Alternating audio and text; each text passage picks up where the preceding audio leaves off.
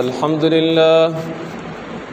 لله نحمده ونستعينه ونستغفره ونؤمن به ونتوكل عليه ونعوذ بالله من شرور أنفسنا ومن سيئات أعمالنا من يهده الله فلا مضل له ومن يضلله فلا هادي له وأشهد أن لا إله إلا الله وحده لا شريك له وأشهد أن سيدنا ومولانا محمدا عبده ورسوله أما بعد فأعوذ بالله من الشيطان الرجيم بسم الله الرحمن الرحيم شهر رمضان الذي أنزل فيه القرآن آمنت بالله صدق الله العظيم وصدق رسوله النبي الأمي الكريم ونحن على ذلك لمن الشاهدين والشاكرين والحمد لله رب العالمين اللهم صل على محمد وعلى آل محمد كما صليت على إبراهيم وعلى آل إبراهيم إنك حميد مجيد اللهم بارك على محمد وعلى آل محمد كما باركت على إبراهيم وعلى آل إبراهيم إنك حميد مجيد کرنی تھی مغفرت تو بہانے بنا دیے کرنی تھی مغفرت تو بہانے بنا دیے جنت میں مومنوں کے ٹھکانے بنا دیے۔ معزز سامعین گرامی، جب اللہ رب العزت نے حضرت آدم علیہ السلام کو پیدا کیا، حضرت آدم علیہ السلام کو پیدا کرنے کے بعد اللہ تعالیٰ نے تمام فرشتوں سے کہا اسجدوا لآدم کہ حضرت آدم علیہ السلام کو سجدہ کرو، فسجدوا الا ابلیس، تمام فرشتوں نے سجدہ کیا لیکن ابلیس نے انکار کر دیا، ابا واستکبر وکان من الکافرین۔ تو اللہ رب العزت کو ابلیس پہ غصہ آیا تو اللہ رب العزت نے فرمایا فاخرج منہا فإنک رجیم، اب تو میری بارگاہ سے نکل جا، تو لعنتی ہے۔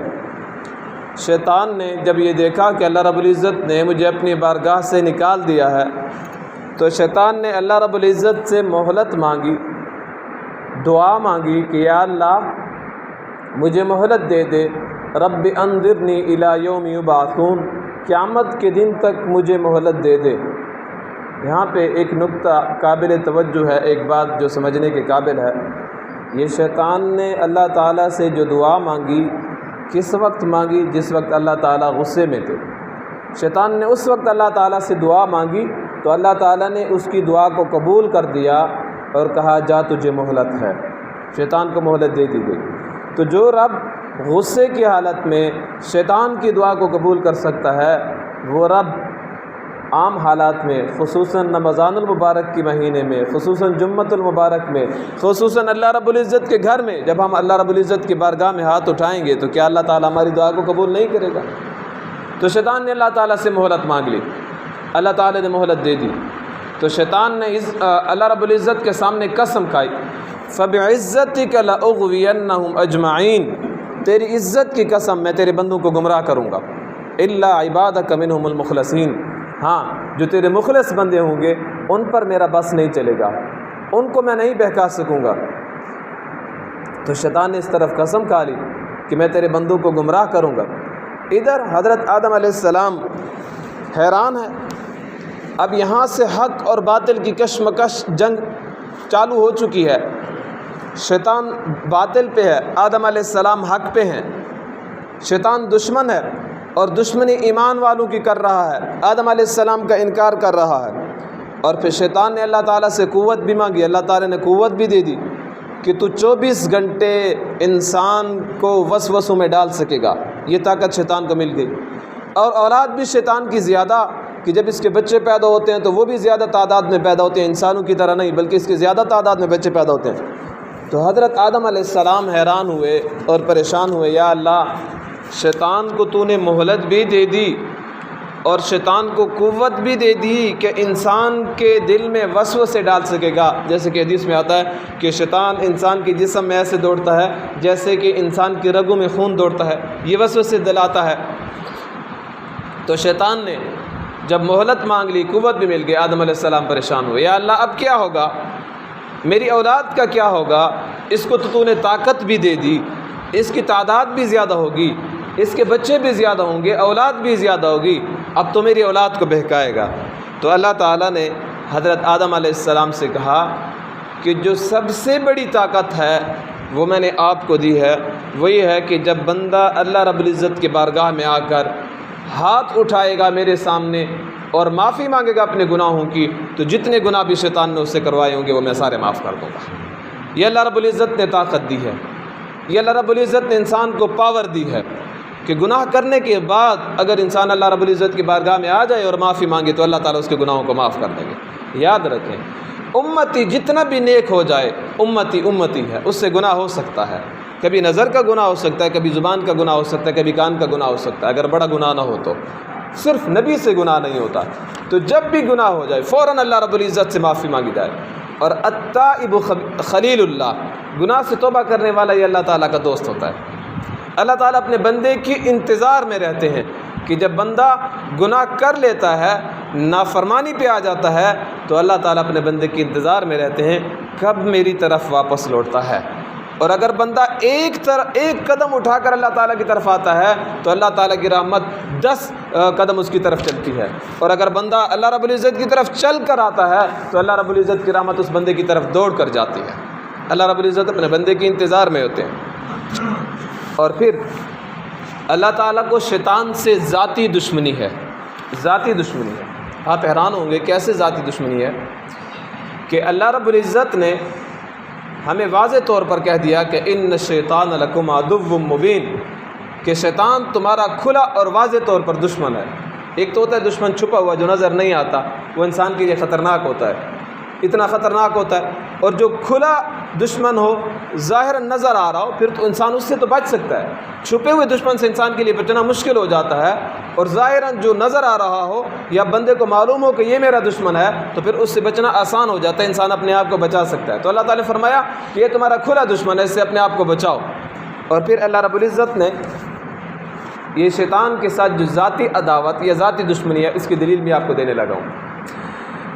اللہ رب العزت نے قرآن کریم کے شروع کرنے سے پہلے حکم ہے کہ قرآن کریم کے شروع کرنے سے پہلے تم اعوذ باللہ من الشیطان الرجیم پڑھو، اعوذ باللہ من الشیطان الرجیم پڑھو۔ یہاں پر اللہ تعالیٰ نے اپنا بھی ذاتی نام لیا ہے اور شیطان کا بھی۔ اللہ، یہ اللہ کا ذاتی نام ہے۔ اعوذ باللہ، میں اللہ تعالیٰ کے نام کی پناہ مانگتا ہوں شیطان مردود سے، من الشیطان الرجیم۔ اور پھر بسم اللہ کے اندر دیکھیں تو اللہ تعالیٰ کے 3 نام ہیں، بسم اللہ، الرحمن، الرحیم۔ یہ اللہ، یہ ذاتی نام ہے۔ الرحمن، الرحیم، یہ 2 نام اللہ کے صفاتی ہیں۔ یہاں پر اللہ تعالیٰ نے اپنی صفتوں کو ذکر کیا ہے، لیکن اعوذ باللہ میں اللہ تعالیٰ نے اپنے ذات کو ذکر کیا ہے، تو پتہ چلا کہ اللہ تعالیٰ کی شیطان سے ذاتی دشمنی ہے۔ پھر سوال پیدا ہوتا ہے کہ اللہ تعالیٰ نے شیطان کو پیدا کیوں کیا ہے؟ جب اللہ تعالیٰ کی دشمنی ہے شیطان سے تو اللہ تعالیٰ کو اس کو پیدا کیوں کیا ہے؟ تو اس کی وجہ بھی علماء کرام نے لکھی ہے کہ یہ اللہ تعالیٰ انسانوں کے گناہوں کا الزام شیطان پہ ڈالنا چاہتے ہیں۔ اس کو ایک مثال کے ذریعے سمجھیں۔ کسی ماں کو اپنی اولاد سے محبت ہو اور بیٹا غلطی کر لے تو ماں محبت کی وجہ سے کہتی ہے نہیں نہیں میرا بیٹا ایسا نہیں ہو سکتا۔ بیوی کو اپنے شوہر سے محبت ہو، شوہر غلط کام کر لے تو بیوی اپنے شوہر کا دفاع کرتی ہے، نہیں نہیں میرا شوہر ایسا نہیں ہو سکتا، اس کو دوستوں نے بہکایا ہوگا۔ تو اللہ تعالیٰ بھی اپنے بندوں کے گناہوں کا الزام شیطان پہ ڈالنا چاہتے ہیں، اور کہا فَأَذَلَّهُمُ الشَّيْطَانُ، شیطان نے ان کو پھسلایا، شیطان نے ان کو گمراہ کیا۔ یہ اللہ تعالیٰ کیا کرنا چاہتے ہیں؟ شیطان پر الزام ڈالنا چاہتے ہیں۔ وجہ کیا ہے؟ تاکہ اللہ رب العزت اپنے بندوں کی مغفرت کر سکے، اللہ رب العزت مسلمانوں کی مغفرت کر لیں۔ من بعد ان نزغ الشیطان، قرآن کریم کے اندر مختلف آیات میں اس کا ذکر ہے کہ گناہوں کا وبال شیطان کے کھاتے میں ڈالا جاتا ہے۔ تو اللہ تعالیٰ نے یہ ہمارے لیے ایک سہولت بنا دی اور بخشش کا ایک ذریعہ بنا دیا۔ اب چند باتیں ہیں جن کی وجہ سے اللہ رب العزت اپنے بندوں کی مغفرت فرماتے ہیں، وہ میں آپ حضرات کے سامنے رکھوں گا۔ آج 28 شعبان المعظم ہے، 2 دن باقی رہ گئے ہیں رمضان المبارک سے۔ رمضان المبارک کا مہینہ آ جائے گا اور اللہ تعالیٰ اپنے بندوں کی مغفرت کرنا چاہتے ہیں تو اس کے لیے ہیلے بہانے کیا بنائے ہیں۔ دیکھیں، سب سے پہلے رمضان المبارک کی آمد سے پہلے اللہ رب العزت حضرت جبریل علیہ السلام کو حکم دے دیتے ہیں کہ جاؤ اور سرکش شیاطین جو بڑے بڑے سرغنے ہیں ان کو قید کر دو، باندھ دو۔ اب یہ شیطان گرفتار ہو گئے۔ پہلا کام یہ ہو گیا، اب انسان کو گناہ کرنے کا موقع نہیں ملے گا، اب انسان کو شیطان پھسلا نہیں سکے گا، اب شیطان انسان کے دل میں وسوسہ نہیں ڈال سکے گا، نماز سے انسان کو نہیں رہا سکے گا کہ آپ نماز نہ پڑھو بس سوئے رہو۔ تو دیکھیں رمضان المبارک کے اندر وہ بندہ جو سال میں نماز نہیں پڑھتا، رمضان مبارک کے اندر اس کا دل بھی نرم ہو جاتا ہے۔ وجہ کیا ہے؟ شیطان گرفتار ہو جاتا ہے، وہ بھی مسجد کی طرف چل پڑتا ہے۔ نمبر 2، ایک طرف اللہ تعالیٰ نے شیطان کو گرفتار کرا دیا، تو دوسری طرف اللہ تعالیٰ نے اعمال کا ریٹ بڑھا دیا۔ اعمال کا ریٹ اللہ تعالیٰ نے بڑھا دیا کہ باقی مہینوں میں اگر آپ نفل ادا کریں گے تو نفل کا ثواب نفل ہے، فرض ادا کریں گے تو فرض کا ثواب اگر جماعت کے ساتھ ہے تو 25 درجے یا 27 درجے زیادہ ہے، لیکن رمضان المبارک کے اندر اگر آپ نفل ادا کریں گے تو اس کا ثواب نفل کے برابر نہیں ہوگا، فرض کے برابر ہوگا۔ اور اگر یہ فرض ادا کریں گے تو ایک فرض نہیں ہوگا، 70 فرضوں کے برابر ہوگا۔ آپ ایک نماز ادا کریں گے، جیسے آج ہم جمعے کی نماز ادا کریں گے، اگر یہی جمعۃ المبارک رمضان المبارک کے اندر آ جائے، اللہ تعالیٰ میری اور آپ کی قسمت میں لکھ دے، تو اس جمعے کا ثواب پھر ایک جمعے کا نہیں ہوگا، 70 جمعوں کا ثواب ہمارے نامہ اعمال میں لکھا جائے گا۔ تو اعمال کا ریٹ اللہ تعالیٰ نے بڑھا دیا۔ تیسرا کام اللہ تعالیٰ نے کیا کیا کہ جو بندہ رمضان المبارک کے اندر اعتکاف کرتا ہے تو اس کو 2 حج اور 2 عمروں کا ثواب ملتا ہے۔ 10 دن ہے، 10 دن اللہ رب العزت کے گھر میں اگر انسان بیٹھ جائے تو 2 عمرے اور 2 حج کا ثواب ملتا ہے، اور یہ ہر بندہ چاہے امیر ہو چاہے غریب ہو یہ ثواب حاصل کر سکتا ہے۔ ویسے ہماری خواہش ہوتی ہے کہ میں تو غریب ہوں، میرے پاس پیسے نہیں ہیں، میں حج یا عمرے کے لیے نہیں جا سکتا، یہ ثواب آپ یہاں پہ بھی حاصل کر سکتے ہیں۔ چوتھا کام اللہ تعالیٰ نے کیا کہ افطاری کے وقت اور سحری کے وقت فی کل یوم و لیلۃ دعوۃ مستجابہ، کہ ایک دعا صبح کے وقت اور ایک دعا شام کے وقت اللہ تعالیٰ قبول فرماتے ہیں اپنے بندوں کی۔ رمضان المبارک کے ہر دن میں انسان کی 2 دعائیں پوری ہوتی ہیں، 2 دعائیں اللہ تعالیٰ قبول کرتے ہیں۔ اللہ رب العزت کی بارگاہ میں اگر آپ ہاتھ اٹھائیں اور دعائیں مانگیں، میں اس کو دوسرے الفاظ میں سمجھانا چاہتا ہوں۔ ہمارے شیخ حضرت پیر ذوالفقار نقشبندی اللہ تعالیٰ ان کی زندگی میں برکت عطا فرمائے، وہ فرماتے ہیں کہ اللہ تعالیٰ نے رمضان المبارک کے مہینے میں انسان کو 60 خالی چیک دیے ہیں۔ اس کو ایک مثال کے ذریعے سمجھیں۔ کوئی غریب بندہ ہو اور وہ کسی امیر بندے کے پاس قرضہ مانگنے کے لیے جائے، اور اس امیر بندے کا بینک اکاؤنٹ ہو، چیک بک بھی اس کے پاس ہو، اور وہ امیر بندہ اسے کہہ دے کہ ہاں میرا بینک اکاؤنٹ ہے، میں آپ کو چیک بک پہ سائن کر دیتا ہوں، دستخط کر دیتا ہوں، پیسے آپ کی مرضی ہے، جتنے پیسے لکھو، میری طرف سے اجازت ہے۔ اب یہ بندہ کتنے زیادہ پیسے لکھے گا کہ اب تو مجھے اس کی طرف سے، مالک کی طرف سے اجازت مل گئی ہے، جتنے پیسے لکھ سکتے ہو لکھو، تو اپنے ذہن کے مطابق، اپنے سوچ کے مطابق وہ زیادہ پیسے لکھنے کی کوشش کرے گا۔ تو اللہ تعالیٰ نے رمضان المبارک کے مہینے میں ہمیں 60 خالی چیک دیے ہیں، جو مانگنا چاہتے ہو مانگو، 60 دعائیں آپ کی پوری ہو جائیں گی۔ 60 دعائیں افطاری کے وقت، سحری کے وقت، ایک دعا سحری کے وقت، ایک دعا افطاری کے وقت، 60 دعائیں اللہ تعالیٰ قبول کریں گے۔ لیکن شرط یہ ہے کہ انسان دل سے مانگے اور وقت نکالے اللہ تعالیٰ کی بارگاہ میں بیٹھنے کے لیے، ہاتھ تو اٹھائے نا۔ ہم تو افطاری کے لیے بھی اس وقت گھر میں پہنچتے ہیں کہ ابھی گلی کے کونے پہ ہوتے ہیں کہ گولا بچ جاتا ہے، اور ہم دوڑتے ہوئے گھر پہ جاتے ہیں اور جلدی جلدی شربت کا گلاس یا کھجور کا دانہ اپنے منہ میں رکھ لیتے ہیں، تو دعا مانگنے کا موقع کیسے ملے گا؟ تو اس لیے کم از کم وقت نکالنا چاہیے تاکہ ہم دعا مانگ سکیں۔ تو چوتھا کام اللہ تعالیٰ نے کیا کہ انسان کی 2 دعائیں ہر دن میں اللہ تعالیٰ قبول فرماتے ہیں۔ 30 دن کا مہینہ اگر ہو تو 60 دعائیں انسان کی پوری ہو جاتی ہیں رمضان المبارک میں۔ ہر بندہ چاہتا ہے میری دعا قبول نہیں ہوتی تو اس وقت بیٹھ جائیں، اللہ رب العزت کی بارگاہ میں دعا مانگے۔ تہجد کے لیے اٹھنا مشکل ہوتا ہے، رمضان المبارک میں ہر بندہ تہجد کے وقت اٹھا ہوا ہے، روزہ رکھ رہا ہے، اس وقت 4 رکعت، 6 رکعت، 8 رکعت نفل پڑھ لیں تہجد کی نیت سے، اللہ رب العزت عطا فرمائیں گے۔ اور پھر 5واں کام جو ہے، توجہ رکھنا، 5واں کام، کتنا اللہ رب العزت کا خصوصی کرم ہے کہ بلوں کے اندر چیونٹیاں ہوا میں پرندے، پانی کے اندر مچھلیاں، رمضان المبارک میں اللہ تعالیٰ ان کی ڈیوٹی لگا دیتا ہے کہ بلوں میں چیونٹیاں، ہوا میں پرندے اور پانی کے اندر مچھلیاں یہ روزے دار کے لیے استغفار کر رہے ہوتے ہیں۔ کرنی تھی مغفرت تو بہانے بنا دیے، جنت میں مومنوں کے ٹھکانے بنا دیے۔ کیا کیا اللہ تعالیٰ نے بہانے بنائے ہیں انسان کی مغفرت کے لیے۔ کاش کہ انسان بھی اللہ تعالیٰ کی رحمت کو سمجھ سکے کہ اللہ تعالیٰ کی رحمت کتنی وسیع ہے اور ہم اللہ تعالیٰ کی رحمت سے کتنا دور جا رہے ہیں۔ چھٹا کام، رمضان المبارک کا چاند جیسے نظر آتا ہے، توجہ رکھنا، ہر رات میں اللہ تعالیٰ 10 لاکھ لوگوں کو جہنم سے آزادی عطا فرماتے ہیں۔ 10 لاکھ لوگوں کو، پہلی رات، دوسری رات، تیسری رات، چوتھی رات، یوں سلسلہ چلتا رہتا ہے، چلتا رہتا ہے، چلتا رہتا ہے، اور پھر آخری رات اللہ رب العزت اس مجموعی تعداد کے مطابق انسانوں کی مغفرت فرما دیتے ہیں۔ میں نے آج اس کا حساب کیا تو اگر 29 کا مہینہ ہو تو 2,90,00,000 لوگوں کو اللہ تعالیٰ رمضان المبارک کے اندر جہنم سے آزادی عطا فرمائیں گے، اور اگر 30 دن کا مہینہ ہو تو پورے 3 کروڑ لوگوں کی مغفرت ہو جائے گی اور اللہ تعالیٰ ان کو جہنم سے آزادی عطا فرما دیں گے۔ یہ اللہ تعالیٰ رمضان المبارک کے اندر عطا فرماتے ہیں۔ 7واں کام، رمضان المبارک کے آخری عشرے میں اللہ رب العزت نے ایک رات عطا کی ہے، اس میں بھی بخشش کا بہانہ ہے، جس کو لیلۃ القدر کے نام سے میں اور آپ جانتے ہیں، اور قرآن کریم کے اندر فرمایا گیا لیلۃ القدر خیر من 1000 شہر، 1000 مہینوں سے افضل، 1000 مہینوں کے برابر نہیں، 1000 مہینوں سے افضل ہے یہ رات۔ اور 1000 مہینے کتنے سال بنتے ہیں؟ 83 سال 4 مہینے۔ بمشکل ایسے بندے یہاں پہ بیٹھے ہوں گے جن کی عمر اتنی ہو، تو اس ایک رات میں عبادت کرنے کا ثواب اللہ تعالیٰ 83 سال 4 مہینے کی عبادت سے بھی زیادہ لکھ دیتے ہیں اس بندے کے نام اعمال۔ کرنی تھی مغفرت تو بہانے بنا دیے، جنت میں مومنوں کے ٹھکانے بنا دیے۔ یہ 7واں کام ہو گیا۔ 8واں کام کہ اللہ رب العزت جو رمضان المبارک کی آخری رات ہوتی ہے، جس کو ہم لیلۃ الجائزہ یا عید کی رات کہتے ہیں، اس رات میں بھی اللہ تعالیٰ اپنے بندوں کی مغفرت فرماتے ہیں۔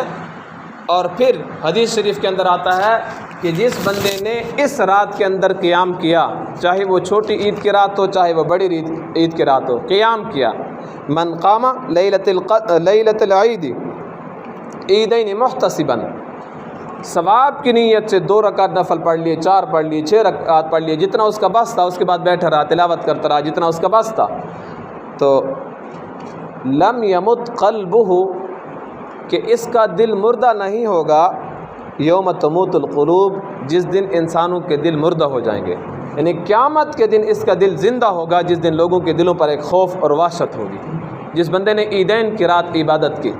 یہ اللہ رب العزت کی طرف سے ایک بخشش کا اور مغفرت کا بہانہ ہے۔ اور پھر اسی لیلۃ القدر کی رات اللہ تعالیٰ بہت سے لوگوں کو جہنم سے آزادی عطا فرماتے ہیں، لیکن کچھ بدنصیب لوگ ایسے بھی ہوتے ہیں کہ جب اتنے لوگوں کی مغفرت ہو رہی ہوتی ہے وہ اس مغفرت سے محروم رہ جاتے ہیں۔ نمبر 1 کہ جو بندہ شراب کا عادی ہو اور اس نے شراب سے توبہ نہ کی ہو، اس رات اس کی مغفرت نہیں ہوتی۔ نمبر 2 والدین کا نافرمان، اس رات اس کی مغفرت نہیں ہوتی۔ نمبر 3 رشتہ داروں سے تعلق توڑنے والا، اللہ تعالیٰ اس کی بھی مغفرت نہیں فرماتی۔ نمبر 4 مسلمانوں سے کینہ، حسد اور دشمنی رکھنے والا، اللہ تعالیٰ اس کی بھی مغفرت نہیں فرماتا۔ بعض احادیث کو اگر جمع کیا جائے تو 14 قسم کے لوگ بنتے ہیں، میں 2-3 مزید بھی گنوا دیتا ہوں۔ حدیث کے اندر یہ بھی آیا ہے کہ اس رات جب مغفرت ہوتی ہے تو جو بندہ اپنی شلوار ٹخنوں سے نیچے رکھتا ہے، جب لاکھوں اور کروڑوں لوگوں کی مغفرت ہو رہی ہوتی ہے تو ایسے بندے کی اللہ تعالیٰ مغفرت نہیں فرماتے، ایسے بندے کی اللہ تعالیٰ مغفرت نہیں فرماتے۔ جو حق کی جماعت سے الگ ہو جائے، حق والوں کی مخالفت کرے، اس رات اس کی بھی مغفرت نہیں ہوتی۔ یہ میں اپنی طرف سے نہیں کہہ رہا، حدیث کا بہت سے احادیث کو ملایا جائے تو یہ تمام باتیں ان سے نکلتی ہیں۔ بہرحال یہ اللہ رب العزت نے مغفرت کا ایک بہانہ بنایا ہے۔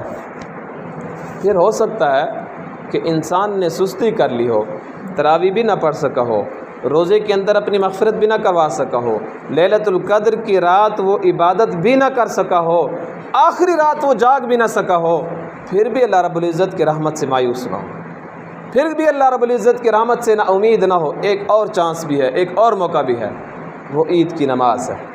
تو عید کی نماز کے لیے تو ہر بندہ نکل پڑتا ہے نا، اس نے روزے رکھے ہوں نہ رکھے ہوں، ہر بندہ عید کی نماز کے لیے نکلتا ہے۔ تو جب عید کی نماز کے لیے لوگ نکلتے ہیں تو پھر اللہ رب العزت باوجود علم رکھنے کے فرشتوں سے سوال کرتے ہیں یہ میرے بندے کیوں حاضر ہوئے ہیں؟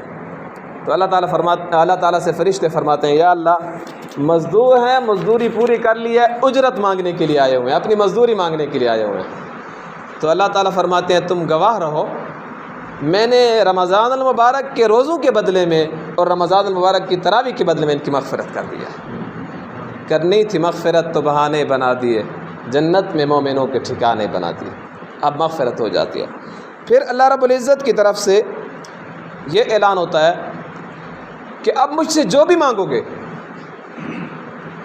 اگر آخرت کے بارے میں مانگو گے میں تمہیں عطا کروں گا، دنیا کے بارے میں مانگو گے میں حکمت اور مصلحت کو دیکھوں گا، اگر تمہارے حق میں بہتر ہو عطا کروں گا، اگر تمہارے حق میں بہتر نہیں ہوگا تو آخرت میں اس کا بدلہ لکھ دوں گا۔ اور پھر اللہ رب العزت فرماتے ہیں تم مجھ سے راضی ہو جاؤ میں تم سے راضی ہوں۔ یہ عید کے دن اللہ رب العزت اپنے بندوں کی مغفرت فرما رہے ہیں۔ عید کے دن یہ جلال میں آ کر اللہ تعالیٰ فرماتے ہیں جو مانگو میں عطا کروں گا، اور اگر تم میرا خیال کرو گے تو میں تمہاری ستاری کرتا رہوں گا، میں تمہاری ستاری کرتا رہوں گا۔ اللہ اکبر، کتنا بڑا خصوصی انعام ہے اللہ رب العزت کا ہمارے اوپر۔ ہم گناہ بھی کرتے ہیں، اس کے باوجود بھی اللہ تعالیٰ نے ہمارے عیبوں پہ پردہ ڈالا ہوا ہے۔ اگر گناہوں کی بدبو ہوتی تو شاید ہمارے قریب بھی کوئی نہ بیٹھ سکتا، جس طرح باقی چیزوں کی بدبو ہوتی ہے، نجاست کی بدبو ہوتی ہے، اگر گناہوں کی بدبو ہوتی تو ہم کسی محفل میں بھی نہ جا سکتے۔ لیکن اللہ کا کتنا خصوصی کرم ہے، ہم گناہ بھی کرتے ہیں لیکن اس کے باوجود بھی اللہ تعالیٰ نے ہمیں پردہ دیا ہوا ہے۔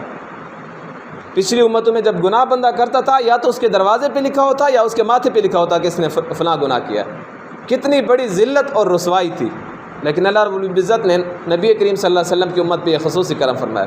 حدیث شریف کے اندر آتا ہے کہ قیامت کے دن ایک بندہ اللہ تعالیٰ کی بارگاہ میں آئے گا اور اللہ تعالیٰ اس کو الگ کر کے پس پردہ اس سے پوچھیں گے کہ اے میرے بندے تو نے فلاں دن یہ فلاں کام کیا تھا، بندہ اقرار کر لے گا، فلاں دن فلاں گناہ کیا تھا، بندہ اقرار کر لے گا۔ تو جب اللہ رب العزت کی بارگاہ میں اس کے گناہ گنوائے جائیں گے، اس کے گناہ گنوائے جائیں گے، اب یہ بندہ سوچ رہا ہوگا اب میرے ساتھ کیا معاملہ ہوگا، مجھے تو لوگوں کے سامنے ذلیل اور رسوا کیا جائے گا۔ تو اللہ تعالیٰ اسے فرمائیں گے میرے بندے جب دنیا کے اندر تو نے گناہ کیا تھا اور لوگوں کے سامنے میں نے آپ کو رسوا نہیں کیا، جا آج بھی میں تجھے پردہ دے رہا ہوں اور تیرے عیبوں کو چھپا رہا ہوں۔ جب یہ بندہ باہر نکلے گا تو لوگ سمجھیں گے کوئی زمانے کا بڑا ولی آ رہا ہے کہ اس کا ایک گناہ بھی نہیں ہے، اس کے گناہوں کو مٹا دیا جائے گا، ختم کر دیا جائے گا۔ کرنی تھی مغفرت تو بہانے بنا دیے، جنت میں مومنوں کے ٹھکانے بنا دیے۔ کتنی بڑی سعادت کی بات ہے، کتنے بڑے ہمیں چانس مل رہے ہیں، کتنے بڑے بڑے مواقع ہمیں مل رہے ہیں گناہوں کے بخشوانے کے، لیکن ہم بھی اللہ رب العزت کی رحمت کی طرف تھوڑی سی توجہ کریں۔ اللہ رب العزت کی رحمت کی طرف، جیسے کہ حدیث شریف کے اندر آتا ہے نبی کریم صلی اللہ علیہ وسلم نے فرمایا کہ رمضان المبارک کے اندر 3 عشرے ہیں، اولہ رحمہ، پہلا عشرہ اس کا رحمت ہے، اوسط مغفرہ، دوسرا عشرہ اس کا مغفرت کا ہے، تیسرا عشرہ جہنم سے خلاصی کا ہے۔ تو پہلے عشرے کو میں اس پہ ایک مثال دیا کرتا ہوں کہ رحمت کو کیسے سمجھا جائے۔ ایک سادہ سی مثال کے ساتھ میں سمجھاتا ہوں۔ جب بارش برستی ہے تو ہم کہتے ہیں کہ اللہ تعالیٰ کی رحمت برس رہی ہے، اور جب اللہ کی رحمت برستی ہے تو پھر یہ نہیں دیکھا جاتا کہ اللہ کی رحمت نیک بندے کے گھر میں برسے، گناہگار بندے کے گھر میں نہ برسے، عالم کے گھر میں برسے اور جس نے علم حاصل نہیں کیا اس کے گھر میں نہ برسے۔ نہیں، جب رحمت برس رہی ہے تو نیک بندے کے گھر میں بھی برس رہی ہے، گناہگار بندے کے گھر میں بھی برس رہی ہے، جس نے علم حاصل کیا اس کے گھر میں بھی اور جس نے علم حاصل نہیں کیا اس کے گھر میں بھی برس رہی ہے۔ پھر اس کو مزید سمجھے تھوڑا سا، اللہ کی رحمت برس رہی ہے نا، تو اس کے نیچے اگر کسی بندے کو پانی کی ضرورت ہو تو اپنی سوچ کے مطابق، اپنی ضرورت کے مطابق جو برتن بھی وہ بارش کے سامنے رکھے گا وہ بھر جائے گا۔ اگر اسی بارش کے سامنے پیالہ رکھ دیں چائے والا، یہ بھی بھر جائے گا، گلاس اور جگ رکھ دیں یہ بھی بھر جائے گا، اور اگر ایک بڑا سا ڈرم رکھ دیں تو وہ بھی بھر جائے گا۔ اب انسان کی سوچ پہ منحصر ہے، اس کی ضرورت پہ منحصر ہے، جو چیز سامنے رکھے گا تو وہ بھر جائے گی۔ تو پہلا عشرہ رحمت کا ہے۔ اب یہ مجھ پر اور آپ پر منحصر ہے کہ ہم رحمت کی صرف ایک چلو لے لیں یا اپنے دامن اللہ رب العزت کی رحمت سے بھر لیں۔ یہ ہماری ضرورت پر منحصر ہے اور ہماری سوچ اور دعاؤں پر منحصر ہے کہ ہم اللہ کی رحمت کو کتنا مانگتے ہیں۔ تو اللہ تعالیٰ کی رحمت برس رہی ہوتی ہے۔ 11ویں بات جو ہے، رسول اللہ صلی اللہ علیہ وسلم نے فرمایا الصیام جنۃ، روزہ ڈھال ہے، انسان اور جہنم کے درمیان ایک ڈھال ہے، ایک آڑ ہے۔ حدیث شریف کے اندر آتا ہے الصیام والقرآن یشفعان، روزہ اور قرآن قیامت کے دن اللہ رب العزت کی بارگاہ میں میرے اور آپ کے وکیل بن جائیں گے اور پیش ہوں گے اللہ رب العزت کی عدالت میں۔ روزہ کہے گا یا اللہ صبح سے لے کر شام تک اس نے اپنے آپ کو بھوکا رکھا، قرآن کہے گا یا اللہ جب روزہ کھول لیتا تھا، افطار کر لیتا تھا، پھر عبادت کے لیے کھڑا ہو جاتا تھا، تیرے کلام کی تلاوت کرتا تھا، مجھے پڑھتا تھا، اب اس کی مغفرت فرما۔ حدیث شریف کے اندر آتا ہے اللہ روزے کی بھی سفارش قبول کر لے گا، اللہ قرآن کی بھی سفارش قبول کر لے گا، اس بندے کی مغفرت فرما دے گا۔ کرنی تھی مغفرت تو بہانے بنا دیے، جنت میں مومنوں کے ٹھکانے بنا دیے۔ اور حدیث شریف کے اندر آتا ہے کہ جنت کے دروازوں میں سے ایک دروازہ ہے جس کا نام ہے باب الریان، روزے داروں کے لیے ایک اسپیشل خصوصی طور پر روزے داروں کے لیے دروازہ رکھا گیا ہے۔ جس طرح ہم ایک ملک سے دوسرے ملک کی طرف جاتے ہیں تو ایئرپورٹ کے اوپر مختلف قسم کے دروازے بنے ہوتے ہیں، کسی کے اوپر پاکستان لکھا ہوگا، کسی کے اوپر افغانستان لکھا ہوگا، کسی کے اوپر دوسرے ملک کا نام ہوگا، ہندوستان ہوگا، تو جو جس ملک والا ہوگا اس دروازے سے گزرے گا، یہ سہولت کے لیے رکھا جاتا ہے۔ تو جنت کے دروازے تو 8 ہیں، لیکن ایک دروازہ صرف اور صرف روزے داروں کے لیے ہوگا جو اس دروازے سے گزر جائیں گے۔ اللہ تعالیٰ مجھے اور آپ کو یہ سعادت نصیب فرمائے۔ اس دروازے سے یہاں پہ ایک اور بات یاد آ گئی، اللہ تعالیٰ نے جہنم کے دروازے 7 بنائے ہیں اور جنت کے دروازے اللہ تعالیٰ نے 8 بنائے ہیں۔ وجہ اللہ تعالیٰ اپنے بندوں کی مغفرت فرمانا چاہتے ہیں اور زیادہ لوگوں کو جنت کی طرف لے جانا چاہتے ہیں، اس لیے جنت کے دروازے زیادہ بنائے۔ جس بندے کے مہمان زیادہ آتے ہوں نا تو وہ اپنے گھر کا دروازہ بھی رکھتا ہے اور ایک بیٹھک بھی بناتا ہے تاکہ جب میرے مہمان آئیں گے تو یہ دروازہ میرے اپنی ضرورت کے لیے ہو، گھر کے استعمال کے لیے ہو، اور جو دوسرا دروازہ ہوگا وہ مہمانوں کے لیے ہوگا۔ تو اللہ تعالیٰ نے جنت کے دروازے زیادہ بنائے، ہر ضرورت کے تحت ہر بندے کو جنت میں اللہ تعالیٰ داخل کر دیں گے۔ یہ اللہ رب العزت نے انسانوں کا کیا خصوصی کرم فرمایا انسانوں پر۔ حدیث شریف کے اندر 3 حدیثیں ہیں، من قام رمضان ایمانا و احتسابا غفر له ما تقدم من ذنبه، من صام رمضان ایمانا و احتسابا غفر له ما تقدم من ذنبه، من قام لیلۃ القدر ایمانا و احتسابا غفر له ما تقدم من ذنبه۔ 3 احادیث آئی ہیں جن کی وجہ سے انسان کے پچھلے گناہ معاف ہو جاتے ہیں۔ جس بندے نے ایمان اور ثواب کی نیت سے رمضان المبارک کا روزہ رکھا، پچھلے سارے گناہ معاف۔ جس نے ایمان کے ساتھ ثواب کی نیت کے ساتھ رمضان المبارک کی تراویح ادا کی تو اللہ تعالیٰ اس کے پچھلے سارے گناہ معاف کر دے گا۔ لیلۃ القدر کی رات جو ثواب کی نیت سے ایمان کے ساتھ جاگا اور اللہ رب العزت کی بارگاہ میں اس نے دعائیں کی، عبادت کی، غفر له ما تقدم من ذنبه، پچھلے گناہ اللہ تعالیٰ اس کے معاف فرما دیں گے۔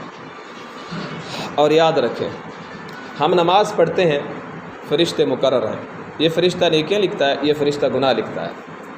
یہ جو نیکیاں لکھنے والا فرشتہ ہے نا، اس کی ڈیوٹی ہے، نماز پڑھیں گے نماز کا ثواب لکھ دے گا، ذکر کریں گے ذکر کا ثواب لکھ دے گا، حج کریں گے حج کا ثواب لکھ دے گا، تبلیغ میں جائیں گے تبلیغ کا ثواب لکھ دے گا، جہاد پہ جائیں گے جہاد کا ثواب لکھ دے گا، جو بھی تلاوت کریں گے تلاوت کا یہ فرشتہ ثواب لکھ دے گا۔ لیکن جب ہم روزہ رکھیں گے نا تو اللہ تعالیٰ فرماتے ہیں اس روزے کا ثواب میں سمجھانے کے لیے کہہ رہا ہوں، یہ ثواب لکھنا تمہارے بس کی بات نہیں ہے، صرف اتنا لکھ دو کہ اس بندے نے روزہ رکھا۔ الصوم لی، روزہ میرے لیے ہے، وانا اجزی بھی، اس کا بدلہ بندے کو میں خود دوں گا۔ یہ روزے کا بدلہ اللہ تعالیٰ خود عطا فرمائیں گے۔ جس کو چاہے کھینچ لے رحمت میں وہ، جس کو چاہے کھینچ لے رحمت میں وہ، جس کو چاہے بھیج دے جنت میں وہ۔ یہ اللہ تعالیٰ کی رحمت ہے۔ اللہ تعالیٰ اس کو پھر ایک مثال کے ذریعے سمجھیں کہ جب اللہ رب العزت نے روزے کا ثواب فرشتوں سے نہیں لکھوایا اور کہا کہ اس کو صرف اتنا لکھ دو کہ اس نے روزہ رکھا ہے، ثواب میں خود دوں گا، تو جب بندہ اللہ رب العزت کی بارگاہ میں پیش ہوگا، لوگوں کا بھی حساب کتاب دینا ہوگا، اگر لوگوں کے حق کھائے ہوں گے تو اس سے تو نیکیاں چلی جائیں گی، یہ تو نیکیوں سے خالی ہو جائے گا، اب اس کے پاس نیکیاں نہیں ہیں۔ جیسے مقروض بندہ ہوتا ہے، اس نے لوگوں کے قرضے دینے ہوں تو اس کا تو جیب خالی ہو جاتا ہے، اب اس کے پاس نیکیاں نہیں ہیں۔ اب یہ بندہ سوچ رہا ہوگا کہ اب تو اللہ تعالیٰ مجھے جہنم کی طرف بھیج دیں گے کیونکہ میری تو ایک نیکی بھی باقی نہیں رہی۔ تو اللہ تعالیٰ اس کے روزے کا ثواب اسے کہیں گے کہ تیرا ایک عمل باقی ہے، اس کے روزے کا ثواب اس کو اتنا دیں گے اتنا دیں گے اتنا دیں گے کہ اس کے بدلے میں وہ جنت میں چلا جائے گا۔ کرنی تھی مغفرت تو بہانے بناتی ہے، یہ اللہ رب العزت کا خصوصی کرم ہے۔ حضرت علی رضی اللہ تعالیٰ فرماتے کہ اگر اللہ تعالیٰ نے نبی کریم صلی اللہ علیہ وسلم کی امت کی مغفرت نہ کرنی ہوتی تو اللہ تعالیٰ پھر رسول اللہ صلی اللہ علیہ وسلم کی امت کو رمضان المبارک کا مہینہ بھی نہ دیتے، اور قرآن کریم کے اندر جو ایک چھوٹی سورت اخلاص ہے، یہ سورت بھی عطا نہ کرتے۔ تو پتہ چلا کہ رمضان المبارک کے مہینے سے بھی انسان کی مغفرت ہو جاتی ہے، اور سورت اخلاص کی تلاوت سے بھی انسان کی مغفرت ہو جاتی ہے۔ سورت اخلاص قل اللہ احد والی سورت ایسی ہے کہ ہم بچپن سے سیکھتے ہیں کہ جب ہم استاد کے سامنے دو زانو ہو کر بیٹھتے ہیں تو سب سے پہلے میں یہی سورت سکھائی جاتی ہے۔ جس بندے کو نماز کے اندر کوئی اور سورت نہ آتی ہو، یہ سورت ہر بندے کو آتی ہے۔ تو میں یہاں پہ ترمذی شریف کے ایک حدیث سناتا ہوں۔ جس بندے نے رات کو سونے سے پہلے یا دن میں کسی بھی وقت 200 مرتبہ قل هو اللہ احد سورت اخلاص کی تلاوت کر لی، اللہ تعالیٰ اس بندے کے 50 سال کے گناہوں کو معاف کر دیں گے۔ تبھی تو حضرت علی نے کہا کہ اگر اللہ تعالیٰ معاف نہ کرنا چاہتے پھر قل اللہ والی صورت نہ دیتے۔ تو اسی کے ذریعے اللہ تعالیٰ اپنے بندوں کی مغفرت فرماتے ہیں۔ 14ویں بات یہ ہے کہ اللہ رب العزت نے جو ہمیں رمضان المبارک کا مہینہ دیا ہے، سال کے باقی 11 مہینے بھی ہیں اور یہ رمضان المبارک کا مہینہ بھی ہے۔ مشائخ نے، علماء کرام نے لکھا ہے کہ باقی 11 مہینوں کی مثال اور اس رمضان المبارک کے مہینے کی مثال ایسی ہے جیسے یوسف علیہ السلام اور یوسف علیہ السلام کے بھائیوں کی مثال۔ یوسف علیہ السلام کے 11 بھائی تھے، 12ویں حضرت یوسف علیہ السلام تھے، ظلم کیا، زیادتی کی، ناانصافیاں کی، لیکن آخر میں ایک حضرت یوسف علیہ السلام کی وجہ سے اپنے بھائیوں کو معاف کر دیا گیا، یوسف علیہ السلام۔ تو ہم سال کے 11 مہینے گناہ کرتے ہیں، ایک مہینہ اللہ تعالیٰ نے دیا ہے تو اسی ایک مہینے کی وجہ سے ہمارے سال کے 11 مہینوں کے گناہ معاف ہو جاتے ہیں۔ کرنی تھی مغفرت تو بہانے بنا دیے۔ آخری بات کہ اللہ تعالیٰ اپنے بندوں سے محبت کرتے ہیں، تو اس محبت کا تقاضا یہ ہے کہ ہمیں بھی اللہ رب العزت سے محبت کرنی چاہیے، ہمیں بھی اللہ رب العزت کے رحمت کا خیال رکھنا چاہیے۔ بے شک اللہ رب العزت کی رحمت وسیع ہے، لیکن صرف اس رحمت کو دیکھتے ہوئے کہ ہم جو گناہ بھی کرتے رہے اللہ تعالیٰ کی رحمت وسیع ہے بس ہمیں اجازت ہے، نہیں، نڈر اور بے باک نہیں ہونا چاہیے گناہوں پہ۔ گناہ ہو گیا تو ٹھیک ہے، اس گناہ پہ اپنے اللہ رب العزت سے معافی مانگیں، توبہ مانگیں، اللہ تعالیٰ معاف فرما دیں گے۔ لیکن اس نیت پہ کہ اللہ تعالیٰ غفور رحیم ہے، گناہ کرتے رہے، گناہ پہ گناہ۔ پھر حدیث شریف کے اندر آتا ہے جب ایک گناہ انسان کر لے توبہ نہ کرے تو انسان کے دل پہ سیاہ نقطہ لگ جاتا ہے۔ پھر توبہ نہیں کی، دوسرا گناہ کر لیا اور اس سے بھی توبہ نہیں کی، پھر دوسرا نقطہ۔ یہ نقطے لگتے انسان کا دل کالا ہو جاتا ہے، پھر نہ عبادت کے اندر مزہ آتا ہے، نہ تلاوت کے اندر مزہ آتا ہے، نہ دعا قبول ہوتی ہے۔ تو اس لیے اللہ رب العزت کی رحمت سے مایوس بھی نہیں ہونا چاہیے اور گناہوں پہ انسان نڈر اور بے باک بھی نہ ہو۔ تو اللہ رب العزت جب ہم سے محبت کرتے ہیں تو قیامت کے دن اللہ رب العزت کبھی بھی ہمیں اپنے دشمنوں کے صف میں کھڑا نہیں کریں گے، کبھی بھی کفار کی صف میں ہمیں کھڑا نہیں کریں گے۔ اللہ رب العزت کو ہم سے محبت ہے، رسول اللہ صلی اللہ علیہ وسلم کی امت سے محبت ہے۔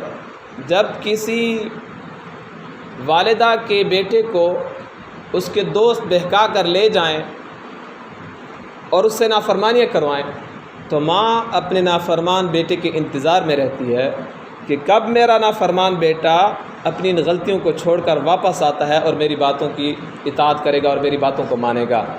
بعینہ جب گناہگار بندہ شیطان کی راہ پہ چل پڑتا ہے اور گناہوں کے راستے پہ چل پڑتا ہے تو جیسے ماں اپنی اولاد کے انتظار میں رہتی ہے، اللہ تعالیٰ اس سے کئی گنا زیادہ اپنی مخلوق کے انتظار میں رہتے ہیں کہ کب میرا نافرمان بیٹا واپس لوٹ کر، کب میرا نافرمان بندہ واپس لوٹ کر آتا ہے اور اس کی میں مغفرت کروں۔ آخری بات، ایک مثال مشہور ہے کہ ایک گناہگار بندہ دریا کے کنارے کھڑا ہوا تھا اور اس کے جسم پہ، کپڑوں پہ نجاست تھی۔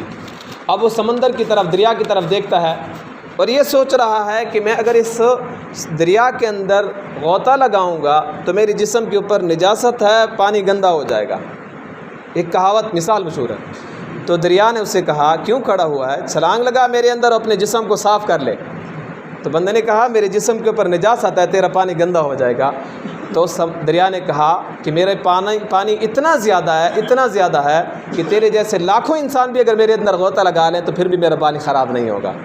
تو اللہ تعالیٰ کی رحمت اتنی وسیع ہے، لاکھوں کروڑوں اربوں انسان بھی اگر گناہگاروں اللہ رب العزت کی بارگاہ میں ہاتھ اٹھائیں اور اپنے گناہوں کی مغفرت کرائیں تو اللہ تعالیٰ کی رحمت جوش میں آئے گی اور اللہ تعالیٰ کی رحمت کا جو دریا ہے اس سے ہم سب کے گناہ